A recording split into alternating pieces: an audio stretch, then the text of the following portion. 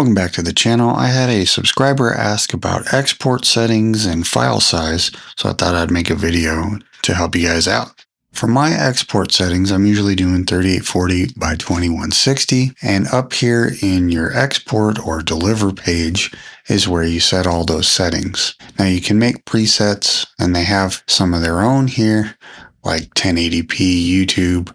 So that of course is HD and MP4 using the H.264 codec. All these are fantastic. Those presets are really good to start out with. I happen to use my own, but it's pretty much based on this H.264 master. So what you can do is go through, I'm saying export it as a QuickTime, H.264, timeline resolution, and I leave the quality on automatic. So based on the file size, it can determine what the bitrate is going to be. So if I click on my preset here, you can see my encoding profile switch to auto and my entropy mode is auto. And I don't use the multi-passing code because I want to get it done in one output.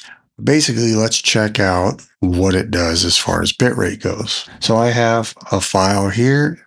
It's about 4 minutes and 18 seconds.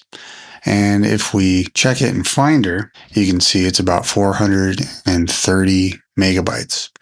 And that's pretty much what the video file size calculator here. I just typed in file size calculator and this went to SNXP Studio. And it seems to be pretty right on. So here you enter your resolution, your frame rate, your codec. So I'll go back to H.264 and I got the video bitrate off what the output size of my file happened to be. And we'll do, my bitrate's about 320. We'll calculate file size. So we'll say about 13 megabits per second, about 0.42. So that translates pretty decently as far as file size goes. With another program I happen to use, if you click on your file, you can get this in the App Store. It's called MediaInfo. I happen to use this. There's a free version for Windows that's a little nicer to use. You actually have to pay to get a decent version of the readout for Mac, but if you click on this tab, it pretty much gives you what you need. So what it does is to give you the format here. So there's the MPEG-4 or MP4. It's a QuickTime wrapper. Here's the file size, the duration. Here's the bitrate, 13.3, 30 FPS. And then this is giving us the video codec breakdown. It's the AVC, high profile. Same thing, 3840, 2160, 30 frames, YUV, 420, 8-bit. So all these things matter as far as file size when you're going to export.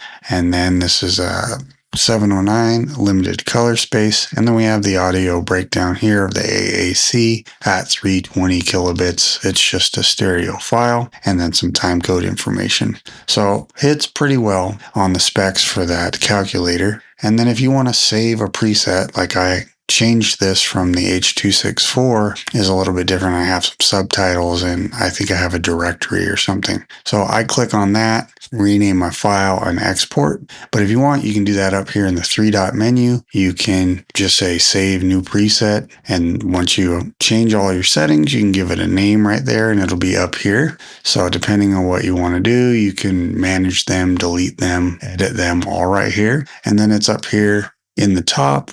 And then there's all these other basic ones that, audio only, a Final Cut 7, an IMF. They give you a bunch of different options. TikTok, Venmo, like click on YouTube. It's an MP4 at H.264, high profile. So you can gain a lot of info from there as far as best practices goes. Prores is always really nice. Of course, this is an HQ. You could always try an LT. And then if you get into the 444s, those are all like multicolor sampling. It's going to be a lot larger of a file. So I just go with a 422 H.264 codec. I lied. And that seems to work for a good file size for me and good quality. So those are the settings I happen to use currently. Depending on what I have to deliver, I might change it if there's specs to hit, but that's pretty much what I deliver to YouTube with. And it's 4K, 30 frame, decent export speeds, and not too huge of file sizes, and I end up deleting mine later on anyway. But as you can see, that file calculator does a pretty nice job. I'll leave a link to that in the description as well. All right, thanks for watching. Hope that helps. See you guys on the next one.